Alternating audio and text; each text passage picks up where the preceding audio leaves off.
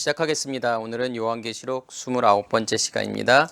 넷째 천사가 나팔을 불다. 계시록 8장 12절에서부터 13절까지 말씀입니다.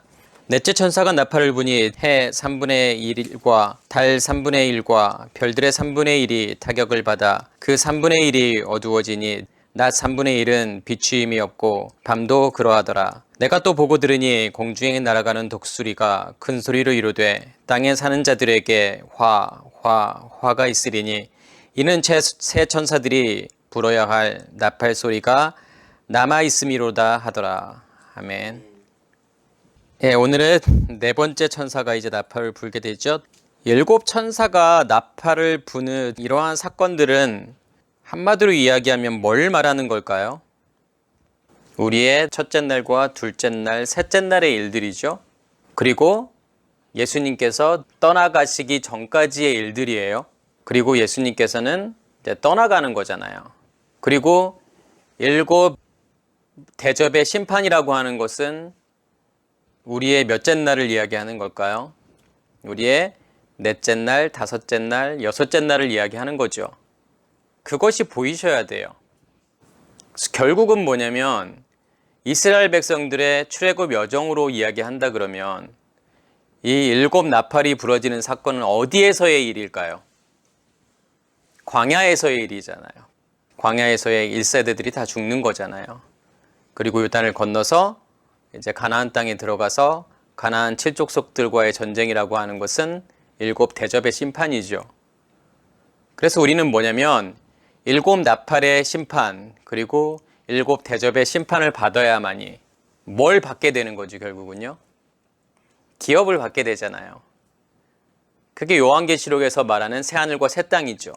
그 새하늘과 새 땅을 우리가 기업으로 받는 거죠. 그리고 무엇으로 완성이 되는 거죠? 새 예루살렘으로 완성이 되는 거잖아요. 성경은 그것을 무엇이라고 이야기하냐면 천국이라고 이야기하죠. 그게 하나님의 나라죠. 결국은 하나님의 나라를 우리 안에서 완성하기 위해서 그리스도가 나의 왕이 되기 위해서 이러한 모든 일들이 일어난다는 사실이에요. 결국은 무엇을 심판하기 위한 거냐면 우리의 옛사람을 심판하기 위한 거죠. 우리의 옛 의식을 심판하기 위한 거예요. 그걸 통해서 우리가 무엇으로 살게 하기 위해서 누구의 의식으로? 그리스도의 의식으로 우리를 살게 하시기 위한 거죠. 그게 구원이란 말이에요. 그래서 요한계시록 전부는 사실은 뭘 설명하기 위한 거냐면 어떻게 우리가 그리스도의 의식으로 살아가는 존재로 만들어지느냐. 그러기 위해서는 반드시 어떤 게 있어야 된다고요? 뭘 받아야 되는 거죠? 심판을 받아야 되죠. 그래서 7 나팔이 부러지는 사건들을 통해서 우리가 포커스를 맞춰야 되는 건 뭐냐면 밖에 존재하고 있는 그 예수는 어떻게 해야 된다? 떠나가야 된다라는 거예요. 그것을 잊으시면 안 돼요. 예수가 떠나간다라고 하는 것은 어떤 의미가 있다고 그랬죠, 제가요? 밖에 보여지는 하나님, 보여지는 말씀, 이것의 사라짐이잖아요. 왜 이게 사라져야 되는 거죠? 왜 밖에서 보여지는 말씀, 밖에서 보여지는 하나님은 사라져야 되는 거죠?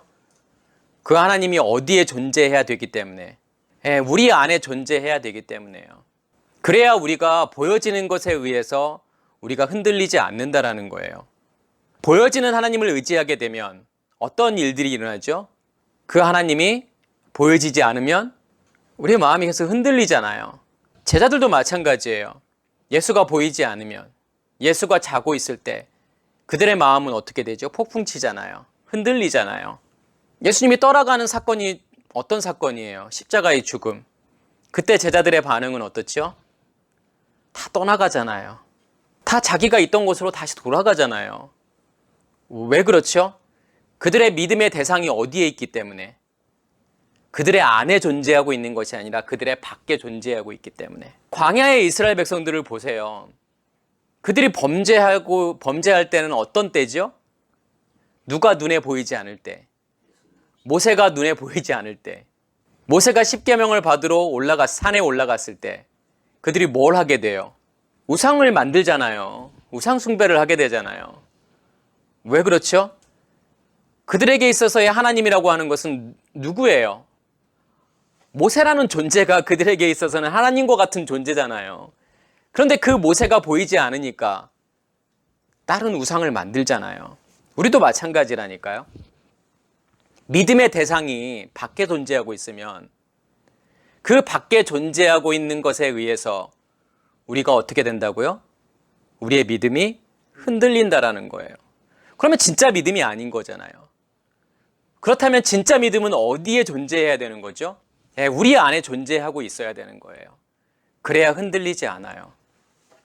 그래서 보여지는 것이라고 하는 것은 진짜가 아니라는 거고, 보여지는 것이라고 하는 것은 영원한 게 아니라는 거예요. 무엇이 진짜이고 무엇이 영원한 거죠? 우리 안에 있는 것이요. 우리 안에 있는 믿음이요. 우리 안에 있는 하나님이요. 그 믿음은 영원히 없어지지 않는 믿음인 거고, 그 하나님은, 내 안에 계시는 그 하나님은 영원히 나와 함께 하시는 하나님이라는 거예요. 그래서 하나님께서는 그러한 과정들을 다 거치게 만들지요. 처음부터 그 믿음으로, 내 안에 있는 믿음으로 우리가 확고하게 세워질 수 없다라는 거예요.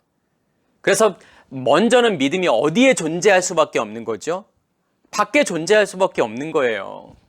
눈에 보여지는 하나님, 누구예요? 예수. 그 하나님을 내가 의지할 수밖에 없는 거잖아요. 그렇지만 그 하나님은 어떻게 해야 되는 거죠? 떠나가셔야 되는 거고 눈에 없어져야 되는 거예요. 보이지 않아야 돼요. 왜요? 진짜는 어디에 있기 때문에요? 우리 안에 있기 때문에요. 그런 것들을 깨닫게 만드시는 거예요. 야, 밖에 있는 것은 영원한 게 아니야.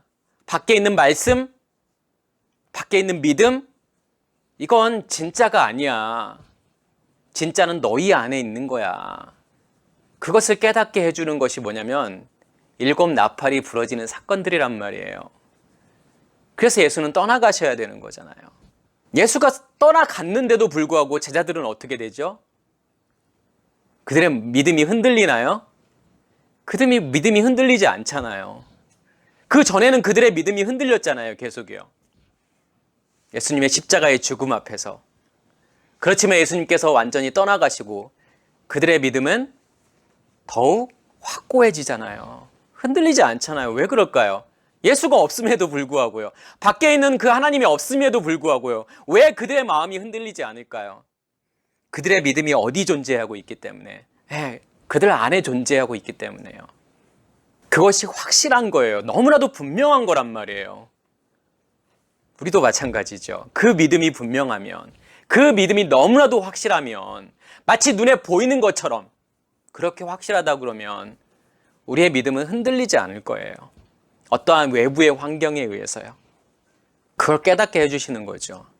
오늘 사건도 마찬가지예요. 해 3분의 1, 달 3분의 1, 별 3분의 1이 타격을 받아서 어두워져요. 뭘 설명하고 싶은 거죠? 제가 7인을 떼는 사건에 설명드렸죠. 해가 어두워지고 달이 어두워지고 별이 어두워지는 것은 결국은 뭐예요? 첫 번째 나팔이 부러지고 두 번째, 세 번째 나팔이 부러졌을 때는 어디 안을 지금 다루시는 거죠? 우리 안을 다루시는 거잖아요. 우리 안에 있는 땅, 바다, 강, 물샘. 근데 해, 달, 별은 어디에 있어요? 지구 밖에 있잖아요. 그죠? 땅 밖에 있잖아요. 지금 그것을 뭐냐면 하나님께서 어둡게 만드는 거예요. 차츰차츰이요. 그러면 그 해, 달, 별은 누구를 이야기하는 걸까요? 예수를 이야기하는 거죠. 예수는 태양이면서 달이면서 별이죠. 왜 그럴까요? 셰메시잖아요. 태양은요. 태양이라고 하는 건 뭐예요? 광원이잖아요. 스스로 빛을 내는 존재지요. 그 말은 무슨 말이죠? 빛이 지금 어디에 있다라는 거예요? 자기 안에 존재하고 있다라는 거잖아요. 예수는 뭘 가지고 오신 거죠? 결국은 이 땅에요? 하나님의 빛을 세상에 비추기 위해서 이 땅에 그 빛을 가지고 오신 거잖아요. 우리에게 주기 위해서요. 우리에게 넘겨주기 위해서. 그럼 그 안에는 빛의 원천이 존재하고 있는 거죠. 태양이잖아요. 그러면 달은요? 야레아흐. 뭘 이야기하는 거죠? 그 빛이, 내 안에 있는 빛이 밖으로 비춰지게 되면 그 빛은 무엇으로 존재하게 될까요? 달빛으로 존재하게 되잖아요. 태양빛이지만 그게 우리에게는 무엇으로 보이게 되는 거냐면 달빛으로 보이게 된다는 거예요. 제가 윗물과 아랫물을 설명해 드렸잖아요. 예수 안에는 생수의 근원이신 윗물이 존재하고 있죠. 근데 그 윗물을 밖으로 드러내게 되면 우리에게는 그 윗물이 뭐가 되는 거죠? 아랫물이 되잖아요. 그러니까 내 안에 존재하고 있는 물의 근원이 윗물이에요. 그래서 밖에 존재하고 있는 물은 다 아랫물이란 말이에요. 그러면 예수께서 안에 빛을 간직하시고 그 빛을 우리를 향해서 비추시잖아요. 그러면 그 빛을 우리는 무엇으로 받게 되면 달빛으로 받게 되죠. 처음에는요. 그러면 그 빛을 우리 안에 간직하게 되면 예수와 나는 무엇으로 지금 연결이 된 거예요? 띠로 연결이 된 거잖아요. 빛으로 연결이 된 거잖아요. 그러면 그것을 성경은 무엇이라고 이야기하죠? 코카빔, 별들이라고 이야기를 하잖아요. 왜요? 별들이라고 하는 것은 결국은 뭐예요? 빛들의 연결이잖아요. 서로 빛을 간직한 존재들의 모임이잖아요. 그게 별이잖아요. 그럼 같이 엮여지는 거예요. 같이 묶여지는 거란 말이에요. 내가 누구와 예수와 같이 묶여지는 거잖아요. 그래서 예수라고 하는 것은 태양이면서 달이면서 별이잖아요. 해와 달과 별이 타격을 받아서 어두워진다라고 하는 것은 결국은 뭘 이야기하는 거죠? 누구의 사라짐이죠? 예수의 사라짐이죠. 다 없어지진 않잖아요. 차츰차츰. 그 시작이 뭘까요? 예수의 사라짐의 시작이요. 십자가의 죽음이잖아요. 그걸 통해서 우리를 보게 하시는 거잖아요. 밖에 있는 하나님의 사라짐. 그 시작은 십자가인 거고. 그리고 예수님께서 부활하시고 제자들에게 나타나시죠. 제자들에게 몇 번 나타나시죠? 요한복음에서는 예수님께서 3번 나타나시잖아요. 왜 그렇게 3번을 나타나시는 걸까요? 계속 같이 있지 않으세요? 예수님께서 부활하시고 40일 동안 제자들과 있잖아요. 그리고 예수님은 떠나가시죠. 그리고 10일이 지난 후에 뭐가 임하게 되죠? 오순절이 임하게 되잖아요. 그러면 그 40일 동안에 예수님께서 제자들하고 계속 있지 않아요. 3번을 제자들에게 나타나죠. 왜 그러냐면 차츰차츰 무슨 준비를 하는 걸까요? 떠나갈 준비를 하시는 거란 말이에요. 그래서 처음에 나타나셔서 뭘 하시죠? 제자들에게 보이시잖아요. 그때 도마가 없죠. 그리고 8일이 지난 후에 예수님께서 다시 나타나죠. 그 전에 도마가 제자들로부터 어떤 말을 듣게 되죠? 예수님께서 부활하셨어. 도마의 반응은 뭐예요? 내가 보고 만지기 전에는 나는 믿을 수가 없다라는 거잖아요. 그리고 난 다음에 8일이 지난 후에 예수님께서 제자들과 도마가 있는 데에 나타나시잖아요. 그러면서 도마에게 뭐라고 하죠? 보라는 거잖아요. 손에 못자국을 보라는 거예요. 옆구리를 만져보라는 거예요. 믿음 없는 자가 되지 말고 믿음 있는 자가 되라는 거예요. 그러면서 또 뭐라고 말씀하시죠? 보고 믿는 것보다 보지 않고 믿는 자들이 복되도다고 말씀하시잖아요. 그 말은 무슨 말일까요? 우리의 믿음의 시작은 뭐냐면 보고 믿을 수밖에 없다라는 거예요. 보이는 것을 믿을 수밖에 없다라는 거예요. 그래서 하나님이신 예수님께서 이 땅에 오시는 거잖아요. 눈에 보이는 하나님으로 이 땅에 오신 거잖아요. 무엇을 주기 위해서요? 우리에게요. 우리에게 믿음을 주기 위해서요. 우리는 처음부터 보이지 않는 것을 믿을 수는 없는 거예요. 사실은요. 우리의 믿음의 시작은 뭐냐면 보이는 것으로부터 시작이에요. 그래서 예수로부터 시작이잖아요. 예수의 말씀으로부터 시작이잖아요. 그 말씀을 듣는 거로부터 시작이잖아요. 그렇지만 진짜 믿음은 뭐라는 거죠? 보이지 않는 거라는 거예요. 보지 않고 믿는 자들은 복되도다라고 말씀하시는 거잖아요. 그게 결국은 뭐냐면 예수의 떠나가심을 이야기하는 거죠. 지금 예수님께서 부활하시고 난 다음에 40일 동안 제자들에게 뭘 가르치시는 거냐면 결국은 믿음이라는 것은 너희 안에 있는 거야. 내가 믿음이 아니야. 결국은 너희 안에 믿음이 존재하게 되면 어떠한 일들이 너희에게 일어날지를 예수님께서 40일 동안 설명해 주시는 거잖아요. 다 보여주시는 거잖아요. 그리고 예수는 떠나가죠. 그리고 진짜 그런 일들이 그들에게 일어나잖아요. 그러면서 예수님께서 이제 3번째 제자들에게 나타나시죠. 어디에 있는 제자들에게 나타나시는 걸까요? 디베리아 호수에 있는 그들에게 나타나시잖아요. 그러면서 그들에게 뭘 주죠? 떡과 물고기를 주시잖아요. 그러면서 그것을 먹고서 베드로에게 예수님께서 뭐라고 말씀하시죠? 지금 제가 요한복음에 있는 일들을 말씀드리는 거예요. 베드로에게 뭐라고 물어보죠? 네가 나를 사랑하느냐? 그러면서 또 뭐라고 말씀하시죠? 내 양을 먹이라. 그리고 두 번째로는 내 양을 치라. 또 세 번째로는 내 양을 먹이라. 왜 그런 말씀을 하셨을까요? 첫 번째 나오는 양은 어린 양이에요. 그 두 번째, 세 번째 나오는 양은 이제 다 자란 양이에요. 너희 안에 믿음이 있고 내가 떠나가게 되면, 내가 너희에게 양식을 남기고 떠나가게 되면 예수님께서 부활하시고 제자들에게 떡과 물고기를 주셨던 것처럼 너희 안에 양식이 있고 그 양식을 너희가 먹게 되면 넷째 날, 다섯째 날, 여섯째 날에 사역을 하게 된다라는 거잖아요.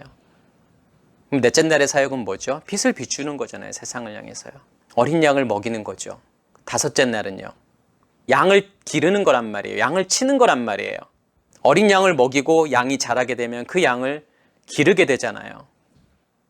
그리고 그들에게 여섯째 날 진짜를 먹게 만드는 거예요. 뭐가 진짜입니까? 눈에 보여지는 양식이 아니라요. 그들 안에 있는 양식을 먹게 만드는 거란 말이에요. 그리고 떠나가는 거예요. 예수님이 그랬던 것처럼요. 그래서 어린 양을 먹이고 양을 치고 양을 먹이는 거예요.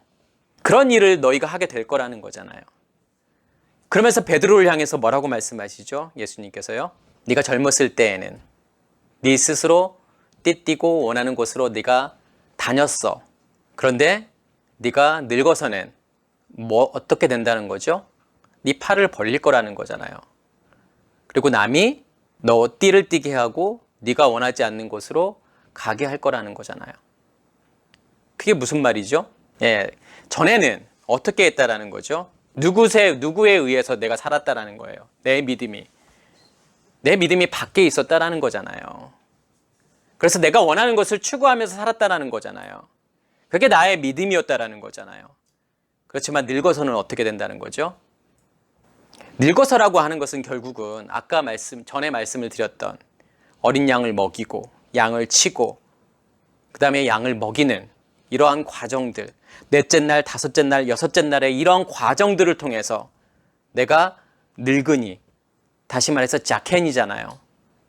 자켄은 늙다라는 뜻도 있지만 장로라는 거잖아요. 그렇게 되면 팔을 벌린다라고 하는 것은 십자가의 죽음이잖아요.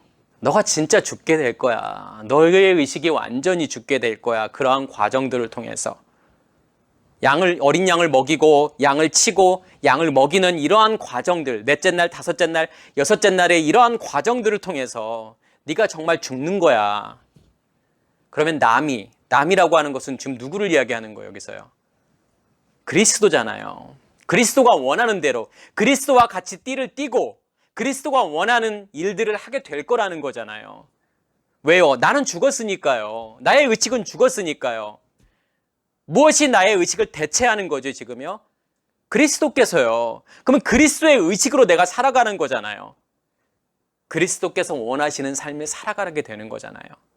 그러한 일들이 일어날 거라는 것을 예수님께서 지금 설명해 주시는 거잖아요. 예수님께서 3번 보이시는 거예요, 그들에게요. 그러면서 계속 떠나갈 준비를 하시는 거잖아요. 계속 3번 보이실 때마다 말씀하시는 게 뭐죠? 밖에 있는 것은 진짜 믿음이 아니야. 보이는 것은 진짜 믿음이 아니야. 보이지 않는 것이 진짜 믿음이야. 그 믿음을 너희가 가지게 되면 어린 양을 먹이게 될 거고 양을 치게 될 거고 양을 먹이게 될 거야. 결국은 너는 죽게 될 거야. 너의 의식은 죽게 될 거고 너희가 그리스도의 의식으로 살아가는 존재가 될 거야. 그러기 위해서 나는 떠나가야 돼. 나는 없어져야 돼. 나는 보이지 않아야 돼. 라고 말씀하시는 거잖아요. 그래서 3분의 1씩이 타격을 받아서 어두워지는 거예요. 그 어두워진 만큼 밖에 있는 믿음이 어두워진 만큼 그만큼 내 안에서는 믿음이 자라게 되죠. 누구를 통해서요? 그리스도를 통해서요. 그게 셋째 날의 일들이잖아요. 둘째 날 뭐가 만들어져요? 윗물이 만들어지잖아요. 그러면 셋째 날은 그 윗물에 의해서 뭐가 자라게 돼요? 나무가 자라게 되잖아요. 씨가 자라게 되잖아요. 열매가 맺히게 되잖아요. 결과물들이 나오게 되잖아요. 그 결과물이 뭐라는 거예요, 결국은요. 그게 믿음이라는 거잖아요. 씨가 진 열매. 그래서 셋째 날의 핵심은 뭐라고 제가 말씀을 드렸죠? 씨가 진 열매. 이게 핵심이란 말이에요. 그게 믿음이에요. 어떤 만큼 내 믿음이 자라나는 거죠? 밖에 있는 믿음이 없어지는 만큼, 밖에 있는 믿음이 어두워진 만큼 내 안에 있는 믿음은 밝아지게 되죠. 그게 지금 해, 달, 별의 3분의 1이 타격을 받아서 어두워지는 거란 말이에요. 그래서 이 타격을 받다라는 단어가 블레소라는 단어를 쓰죠. 치다, 때리다. 근데 플라소와의 좀 다른 형태지만 의미는 비슷하다라는 거예요. 근데 플라소라는 단어는 형성하다, 빚다, 짓다라는 거예요. 뭘 만드는 거예요. 뭘 때리고 친다라고 하는 것은 그러한 과정들을 통해서 어떤 것이 또 만들어지고 형성이 된다라는 거잖아요. 그러니까 보여지는 해, 달, 별이 타격을 받으면 받을수록 무엇인가가 내 안에 만들어진다라는 거잖아요. 그러니까 밖에 있는 믿음이 없어지고 사라지는 만큼 내 안에 있는 믿음이 만들어지고 자라고 성장한다라는 거잖아요. 그걸 깨달으셔야 돼요. 그게 광야에서의 일들이에요. 하나님께서 그들의 의식을 어떻게 하는 거예요? 죽이시는 거잖아요. 깨시는 거잖아요. 그래서 1세대들은 다 죽는 거죠. 1세대의 죽음이라고 하는 것은 무엇의 죽음을 이야기하는 거죠? 그들의 겉사람, 옛사람의 의식의 죽음을 이야기하는 거잖아요. 죽으면 죽은 만큼, 그들이 광야에서 죽으면 죽은 만큼 뭐가 안에서는 자라나는 거예요? 믿음이 자라는 거잖아요. 그래서 2세대들이 자라나는 거잖아요. 1세대들이 죽은 만큼 2세대들이 자라나는 거죠. 사실은 1세대와 2세대는 숫자가 같아요. 비슷해요. 60만. 처음에 1세대들이 60만이 죽고 2세대들의 숫자를 계수하니까 60만이잖아요. 그러니까 1세대들이 죽은 만큼 2세대들의 믿음이 어떻게 되는 거죠? 내 안에서의 믿음이 자라나는 거예요. 그래서 하나님께서 이스라엘 백성들을 어디를 살게 만드시는 거죠? 광야를 살게 만드시는 거예요. 거기에서 뭘 하시려고요? 그들의 의식을 깨시는 거잖아요. 그래서 애굽이라고 하는 것은 살인의 문제, 광야는 간음의 문제, 가나안은 도둑질의 문제. 왜 광야가 간음의 문제일까요? 간음이라는 게 뭐죠? 뭐가 간음이에요, 성경에서요? 남편이 있는데 다른 남편을 바라보게 되면, 다른 남편을 의지하게 되면 성경은 그것을 간음이라고 이야기하잖아요. 남편이 있는 자는 자기 남편만 바라봐야 돼요. 내 안에 남편이 존재하고 있어요. 그리스도라는 남편이 존재하고 있어요. 근데 아직도 예수라는 밖에 있는 남편을 바라보게 되잖아요. 밖에 있는 남편을 의지하게 되잖아요. 그러니까 우상을 만드는 거란 말이에요. 누군가는 모세가 없어지면 누군가는 그것을 대체해야 할 뭔가가 필요한 거예요, 그들에게요. 눈에 보여지는 남편이 필요한 거란 말이에요.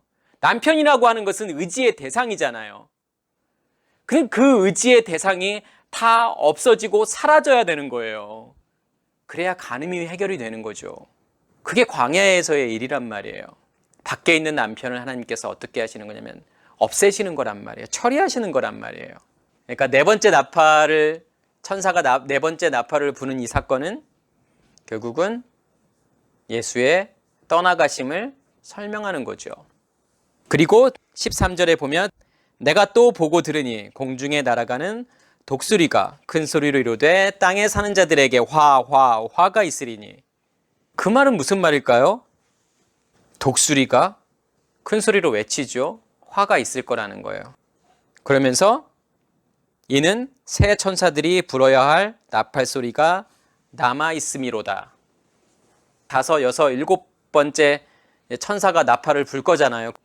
그들에게는 뭐가 있을 거라는 거예요? 화가 있을 거라는 거잖아요. 지금 여기에 독수리가 나오죠. 독수리가 어디에 나왔었죠? 내 짐승과 24장로를 설명하면서 나왔잖아요. 거기에서 독수리는 네쉐르죠. 찢어내다라는 뜻이 있어요.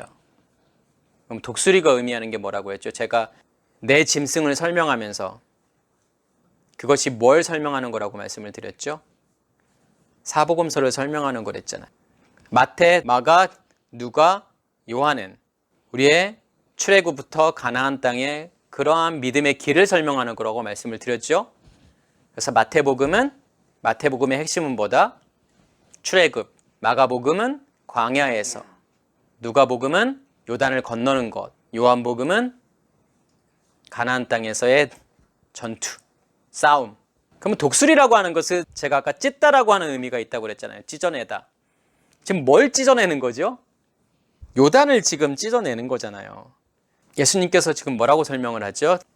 누가복음 17장 37절에서 주검이 있는 곳에 독수리가 모이느니라. 그 말은 무슨 말일까요? 주검이 있는 곳에 독수리가 모인다라고 하는 것은, 주검이라고 하는 건 뭐예요? 지금 독수리라고 하는 것을 요단강이 지금 찢어지는 그 사건을 설명한다고 했으면 그 주검이라고 하는 것은 어떤 주검을 이야기하는 거예요? 겉사람의 죽음이잖아요. 1세대들의 죽음이잖아요. 그 죽음이 끝나야만이 2세대들이 요단을 건너서 가나안 땅으로 들어가게 되잖아요. 그러니까 그 주검이라고 하는 것은 1세대들의 죽음이잖아요. 그 죽음이 있어야만이 여호수아와 갈렙을 제외한 모든 1세대들이 다 죽어야 되잖아요. 그들이 죽어야만이 요단을 건너서 가나안 땅으로 들어갈 수 있잖아요. 그 주검이 있어야만이 독수리가 모이게 되잖아요. 근데 그 전에 뭘 설명하죠, 예수님께서요? 그 말씀하시기 전에 하나님의 나라는 어디에 있다? 너희 안에 있다. 그 말은 무슨 말이죠? 이게 사실은 광야에서의 핵심이에요. 광야에서는 뭐가 만들어지는 거예요, 결국은요? 성막이 만들어지는 거잖아요. 언약궤가 만들어지는 거잖아요. 다 이것들이 만들어지게 되면 그걸 성경은 무엇이라고 이야기하죠? 하나님의 나라라고 이야기를 하잖아요. 그 나라가 어디 안에 있다? 너희 안에 있다. 너희 안에 만들어지는 나라야. 그게 성막이고 성전이고 그게 언약궤야. 왜냐면 언약궤가 있는 곳이 하늘이잖아요. 그러면 그 언약궤, 하나님의 영역이 나를 지배하고 있는 곳이, 그 영역이 하나님의 나라잖아요. 천국이잖아요, 그게요. 그리고 난 다음에 예수님께서 뭐라고 말씀하시냐면 주검이 있는 곳에 독수리가 있어. 그리고 난 다음에 어떤 사건이 나와요? 어떤 비유가 나오죠? 과부와 불의한 재판관 비유가 나오잖아요. 그 말은 무슨 말이에요?